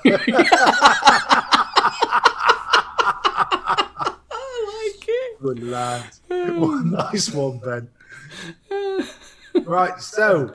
Yes, moving on swiftly. Moving on. Yes, we better had. We hit another fairly dry spell. There doesn't appear... A lot of the big names seem to be around the major release dates of the Christmas, etc. I mean, Black Widow, that sort of release date for the 28th would be around the school holidays. Yeah. So you can see what sort of they're going for. So we're really moving up into December now. And Peter Rabbit 2. Ooh. Which is one for the kids. I'm for Jan. That is due for release December the 11th. So Thomas and Bean are now married and living with Peter and his rabbit family. Bored of life in the garden, Peter goes to the big city where he meets shady characters and ends up creating chaos. Again, I think it's been done. Pig in the City. Yeah, true. You know, is there any need to sort of mess with the classic Beatrix Potter? I like Peter Rabbit though. Yeah, but half the appeal of Peter Rabbit was that we all knew the story. Yeah, that's true. I mean, it's like trying to alter Winnie the Pooh, isn't it? Yeah. You wouldn't start messing with Winnie the Pooh, would you? Well, no, it's against law. No, you know what I mean. Yeah, Exactly. It's against the law. Well, the thought of Winnie the Pooh suddenly turning up in a shell suit with a pair of Adidas on, giving it large and throwing gang signs, it isn't quite as appealing, is it? No, not really, no. Well, there we go. So something. So basically what you're trying to say is that they're just cashing in on their franchise of Peter Rabbit. I was trying to say it nicely. I thought I said that quite nicely.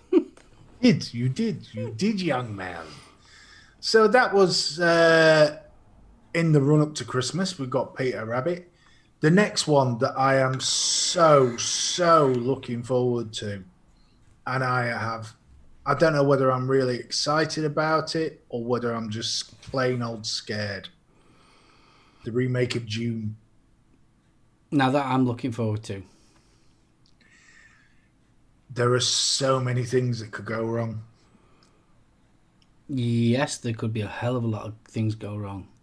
I'm really looking forward to it. What the only thing that's concerning me is they've done Endgame with it, so they're splitting it. So well, to be honest with you, I totally appreciate that, because to cram Dune, even just the first book, into one film. If you've ever read the series, there is so much going off, and the original film that came out with Sting in it was just never.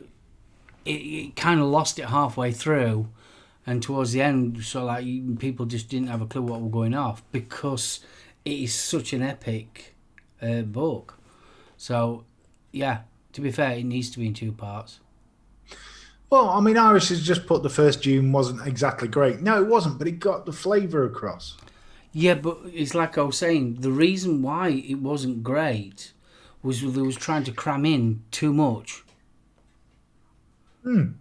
Way too, because there's that much going, especially with Dune, there's that much going off. It lost a hell of a lot of the subplot, especially with the Bene Gesserit and the Space Guild. Yeah. I mean, I love the books. Me personally, I think it would be better as a TV series. Oh, the TV series were awesome. Yeah, I think it would be better as a TV. I never watched the TV series, so it would be better as a TV series than a film. The Sci-Fi channel did an adaptation, and it was over 3 parts of the original first book. Then it did Children of Dune, and I'm trying to think what the other one was. No, I think it only did the 2, Children of Dune and the first book, and they were superb. They got the feel of the book. They kept you interested without having to go into the minutiae. And they are far superior to the Carl McLachlan movie, but, I can see where you're coming from, but I'm just concerned that there isn't going to be sufficient interest in the first part, which only really takes him up to where he hits Dune. Yeah.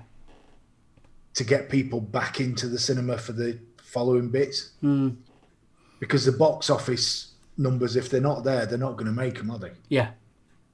Unless they've already made them. Oh, apparently there's a fan-made film, a mix of the TV series and the movie. Oh, I bet that's interesting. Oh, that's awesome. Yeah. I'll have to try and find that. Because don't get me wrong, the original film, there was nothing wrong with it as a film, but because of there's that much to the story, they missed parts, and it made it so, especially towards the end of the film, it just kind of didn't make sense. It didn't kind of gel at the beginning. It felt rushed. Yeah. It did feel rushed. Yeah. Have we? I know it sounds silly, but are you on IBA, MBE or whatever it is? I just wondered if there was a running time. IMDb. Yeah, IMDb. That's it. I am. Give me a second, Paul. No, because it's all they've got is it's up as post production. So there we go. Release date, sound mix. Let's try the tech specs. Well, there's going to be a 3D version. It's filmed in 4.5K. So it's not in there. Andy Summerfield says 18th of December 2020. Yeah.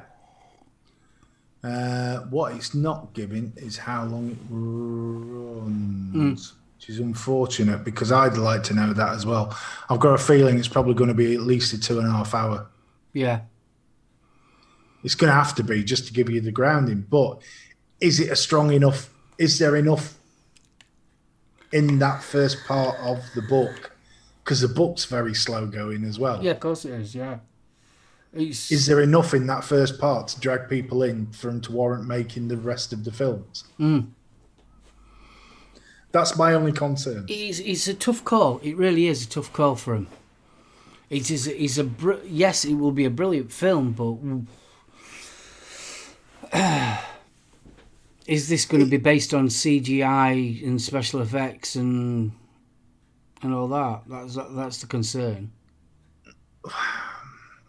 Well, if they don't get the worms right, they've killed it. Yeah, exactly. Which sounds a strange thing, but anyway, moving on. on. What Darren's just saying, a lot of book-based films are rushed. Yeah, and you're not kidding. And the problem is everybody's got a favourite part of the book, and they all tend to be different. Yeah, totally. Because with a book, when you read the book, it's a very personal thing. It's intensely personal.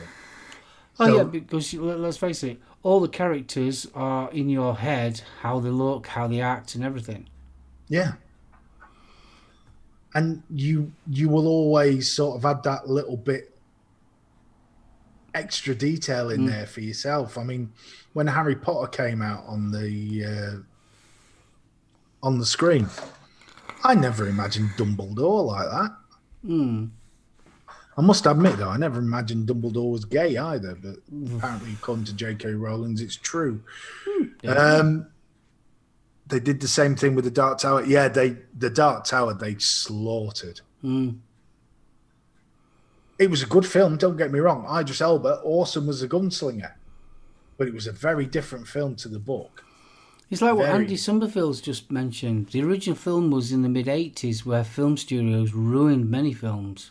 They did. Yeah, I'll give you one example, Nightbreed. Oh, bumming, they slaughtered that one. Oh, I watched that the other night. I thoroughly enjoyed it. Director's cut. You've got the hold of the director's cut. It's on Tubi. It's good. It is good. It makes a lot more sense. Yeah, a hell of a lot more sense. I mean, if you read the book, by all accounts, the book was identical to how they filmed it, but 20th Century Fox didn't want that. No, because they know best, don't they? Well, by all accounts, 20th Century Fox wanted another horror. They wanted another Hellraiser, basically. So they wanted all the monsters to be nasty and horrible and evil, but the film wasn't about that. It was completely the opposite.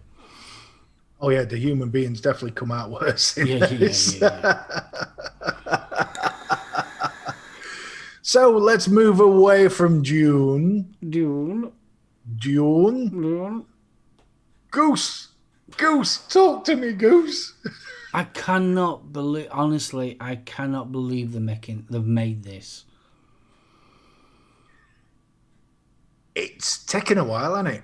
It's taken the scope way too long, and I think the plot line's blooming lame as out.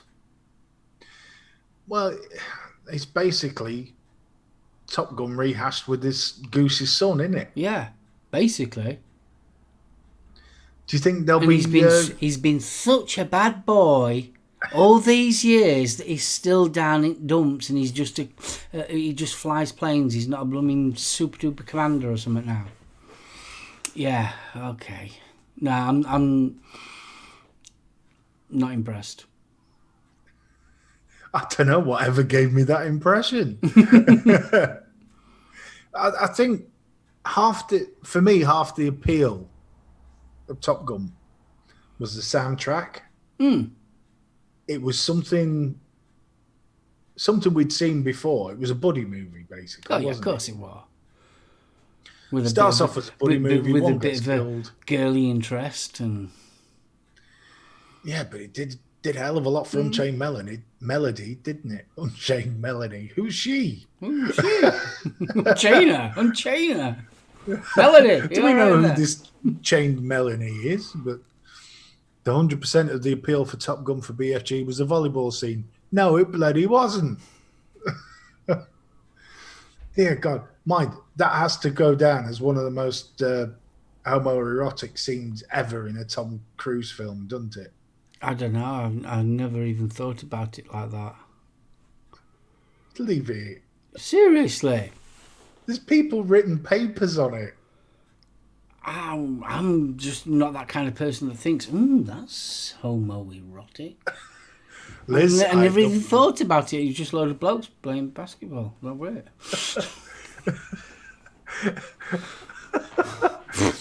It was of its era. I don't know when they'll be able to replicate the feeling and nostalgia for those of us that were around then.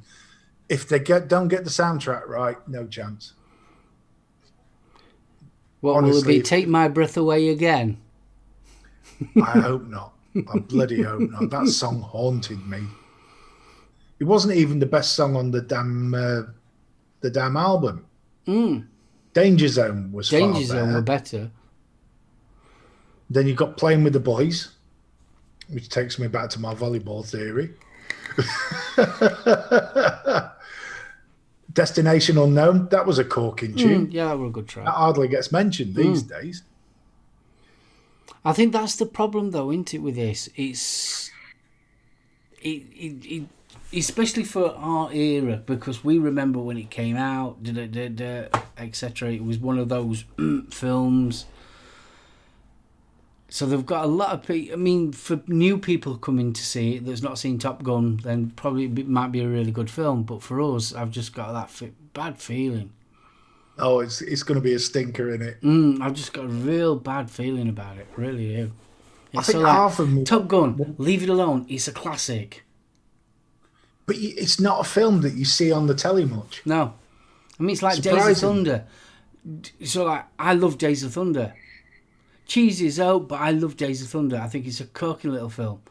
But I wouldn't want them to make another one. The only reason I watched Days of Thunder was for the song. Show Me Heaven. Just, what a song. Yeah. But I enjoyed it. But when you think about it, Days of Thunder is basically Top Gun in cars. Oh, God, yeah, you're not kidding. I mean, what's next? It's good. I mean, are they going to remake Roadhouse? No. Can't.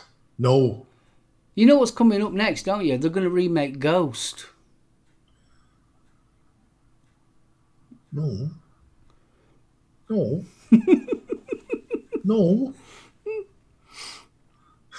Yeah, you got Top Gun. It's a classic. Leave it alone. It shouldn't be made.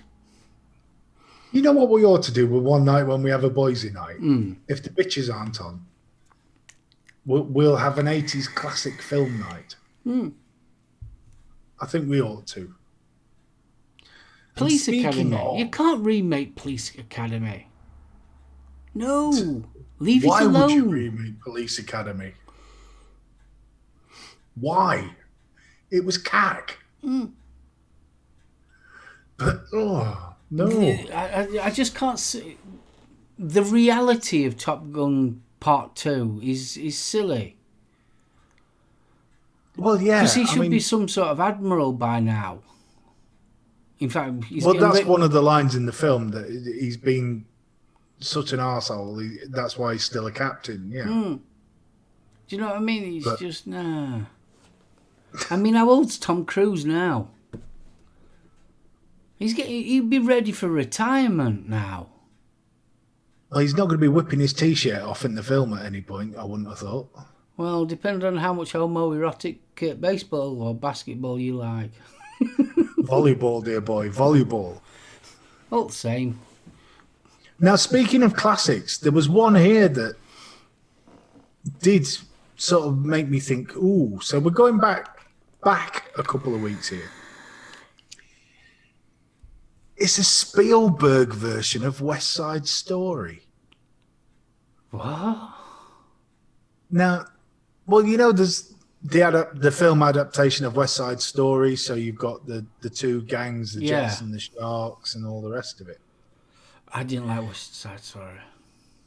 Well, I'm intrigued as to why they've done a new adaptation of it, and it appears to be set in the same time period. They've not even brought it. Are they going to be doing all singing? Oh yeah, it's a musical. I would have thought. I've never been a fan of music.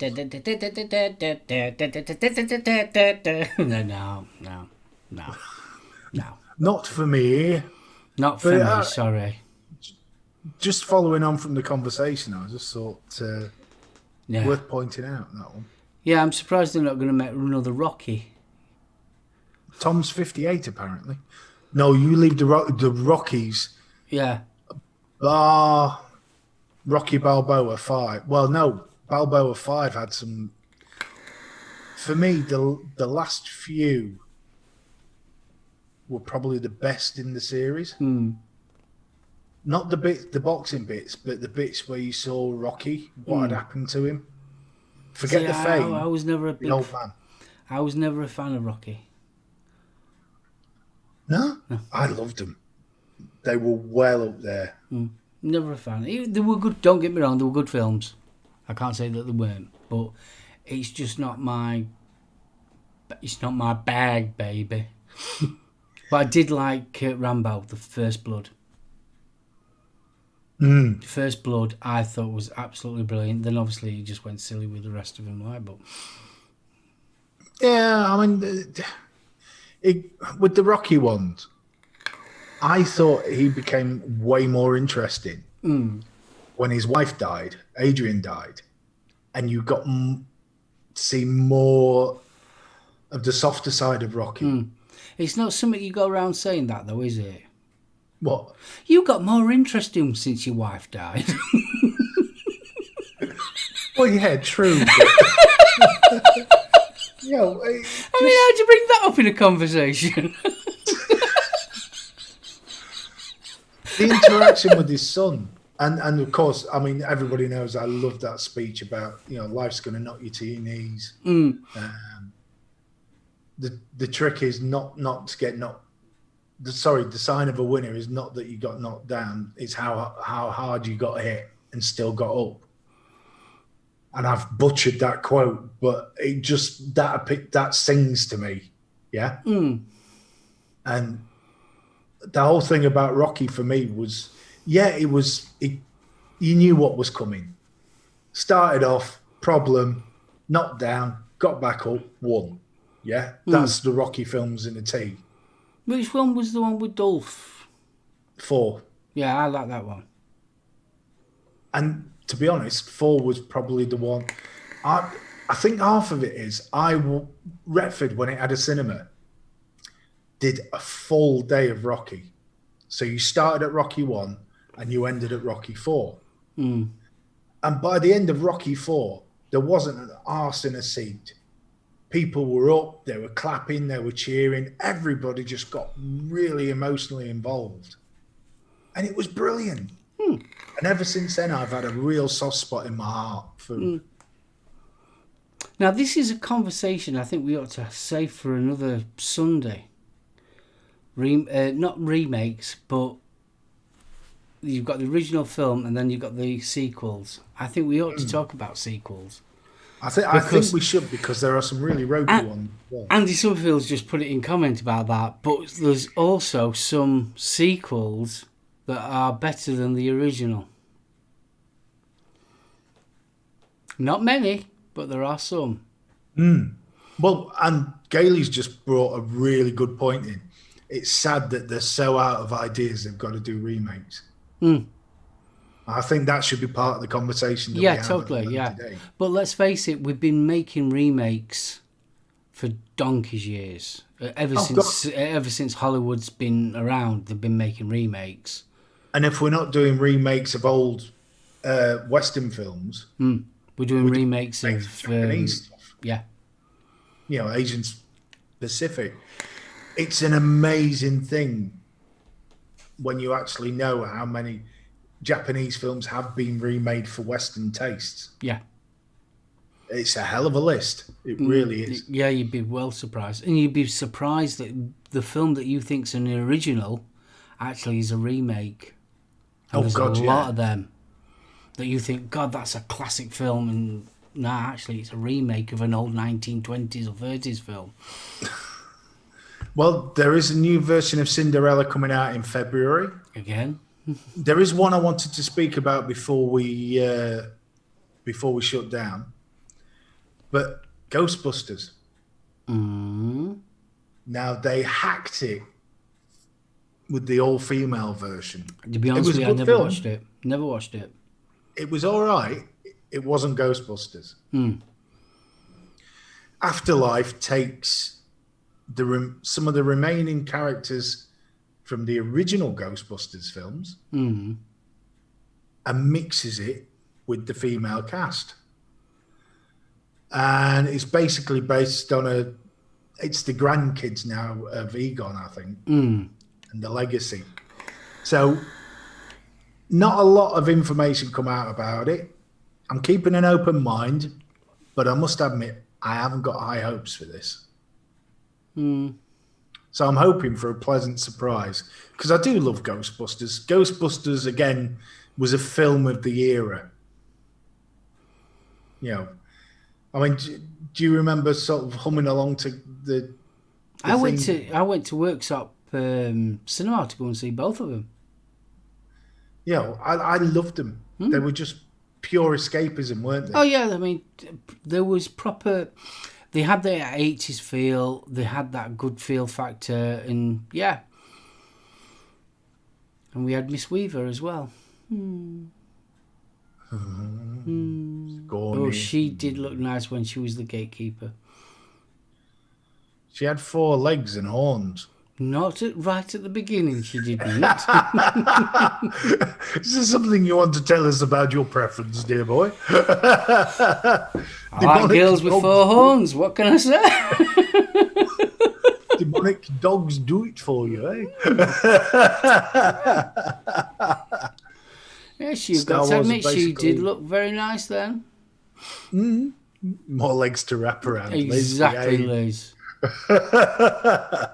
He can have his volleyball, lads. I'll have, yeah. So we've got Ghostbusters there. There's an allegedly a Mortal Kombat film coming out. What about Matrix 4? No mention of the Matrix 4 yet, which was I'm dying to find out how they're going to bring that. It's going to be an interesting one, isn't it? Yeah, because obviously a certain main character died. Which means we could be looking at prequel. Which actually I wouldn't mind. No, I wouldn't either. I mean, they did leave the door open. Especially, I don't know if anyone's got the box sets with the animatrix.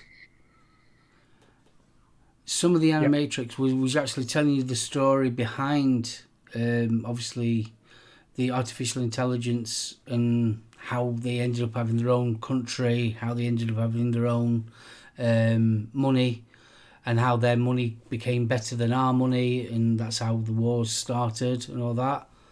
I think that would actually be a brilliant film on its own. I really would. I think they were about 15 minutes long, but that specific one where it tells you the history of how it all became. That was brilliant. That was so like there was just a film there, and why they missed that one out, I will never know. Being after 3 had finished, that they never cracked on and got that one done, because it was so like, yeah, that would have been a really good film. I think a lot of it's because a lot of the fans were invested in the Neo character. Now, if they've got Keanu Reeves playing one of the previous The Ones, yeah, that could make for a cracking film. Now, I'm just going to say Andy Summerfield just threw up my favourite Ghostbusters quote. Ray, when someone asks you if you're a god, you say yes.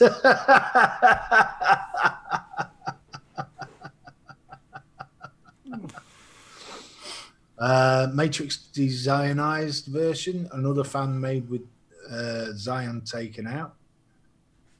Zion for me was a linchpin to it, though. Of course it was. You know. Now, the last film I'm going to talk about is another one from the Marvel stables, Morbius. This is one I've been really wanting to watch as well. Morbius was like a sort of second-rate support character in the Spider-Man comics. And basically, his storyline was tied in with the Lizard. And it's a human that manages to turn himself into a vampire by combining bat DNA with his own and all the rest of it. Almost trying to build another Spider-Man, as it were. But Morbius's character grew over the 70s because at the time, if you remember, horror comics were quite popular. Dracula was a big Marvel character at the time. Yeah. And in the 80s and 90s, that character definitely got really well fleshed out to the point now where, for me, this is a film I want to watch. Yeah. So I'm really looking forward to this one, how they handle the whole vampirism and all the rest of it. So that will be in March, early March 2021. Given that we don't have a second spike and everything gets locked down again and all the rest of it. Obviously, yeah. I mean, a lot of these want to know when John Wick 4 is being done. Yeah, I can't wait for that one. Let me have a look, shall I? It'll be interesting to see because I'm pretty sure that Keanu is actually signed up for the Matrix 4, isn't he? He is, yeah. According to Andy Summerfield, all of them are. So it'd probably be a race to see who gets in production first. 4's in pre-production and has a release date of... that's interesting. 2022. So it will be late spring, early summer 2022, if it all goes to plan. In fact, let's have a look at Matrix and see when that's due. Because I'll be intrigued to see Matrix 4. Matrix 4... scheduled for a release of April 1st, 2022. If that's the case, it's going to be a hell of a Keanu summer. You're not kidding. But I'm intrigued as how the two films' shooting schedules are going to revolve around each other. And Grumpy don't like 2 and 3 of Wick. I don't know. Me personally, I liked them all. I thought 3 was a bit weaker than the rest. 3 felt like you were being set up for 4. Yeah. Didn't feel like a complete story, but... Well, dude, it's time. Is it that time? It's that time. My God. 2 hours have just flown by like... You're not kidding. Thank you for putting up with me, ranting on about the films. No, I'm just waiting for your chin to hit the bottom. No, it's not going to. I must have bent something in the chair because there's no way you should be leaning back that far. Bless you. The show's flown by. We love the films. Thank you, Tobro. So do I. I love films. Comic series number 4 will definitely be a must-watch. Steve, have a look at the pictures of Matrix 4. Carrie looks awful, but I don't know what's happened to her. Well, considering she died impaled on a steel spike in 3. Yeah, she's not going to look too good, is she? Right, dude, are you going to say your taras? I am. Everybody that's joined us, thank you so much. Really, really enjoyed today's show. Back to our loves, isn't it, mate? Movies, music, retro, we're there. We're there. Very excited about the sequel show. Very excited about that. I think we'll do that next week. Well, I'd love to see what chat's got to say about it. Do us a favour. Do a bit of homework. Let's hear your favourite sequels. We'll open it up a bit to chat. Yeah? Because I think this is one that we can all join in on. Oh, yeah, definitely. You know. Yes, do it. Yes. Bit of homework. Yeah, a bit of homework. If you're not back at work, something to do. Maybe catch up on a few favourite movies. Yeah. You know, you've got an excuse now. Tell the kids to sod off. Peppa Pig is not going on. Yeah. So, as I said, anyway, thank you for joining us. Thank you for listening to two old blokes ramble away for 2 hours. Yeah. And I'll tell you what, guys, thank you so much for your kind comments last week. It was lovely. Yeah, it was. Even though you had to speak to your families, I'm really sorry about that. Yeah, we do apologise for that. So I'm going to hand this one over to Mark. Steve, thank you. It's been an awesome little show. This 2 hours has flown by, and I've got to admit, I mega missed not doing last week on Sunday. I really did miss it, but gotta work. Yeah. Got to earn the money. Keeps the wolves from the door. All that good stuff. Chat, you have been absolutely awesome. You really have. Thank you so much. You're just part of the show. It's been brilliant, hasn't it? Absolutely fantastic. I love our lovely little chats, especially when we're getting to start talking about films and that lot. So I'm going to wrap this one up. Don't forget to check us out on Thursday, 7:30 p.m. for the Home Service Live. Woo! Not going to tell you what's happening, but be there. So from Steve, myself, you guys in chat, people on the replay, thank you so much. If you've landed this far watching, thank you so much. Do really appreciate it. So, are you going to wave ta-ra? I am. Go on then. Bye! Bye! Outro!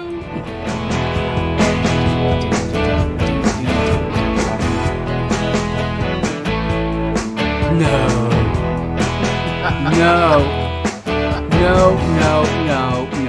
Have you seen what he's put up, everyone?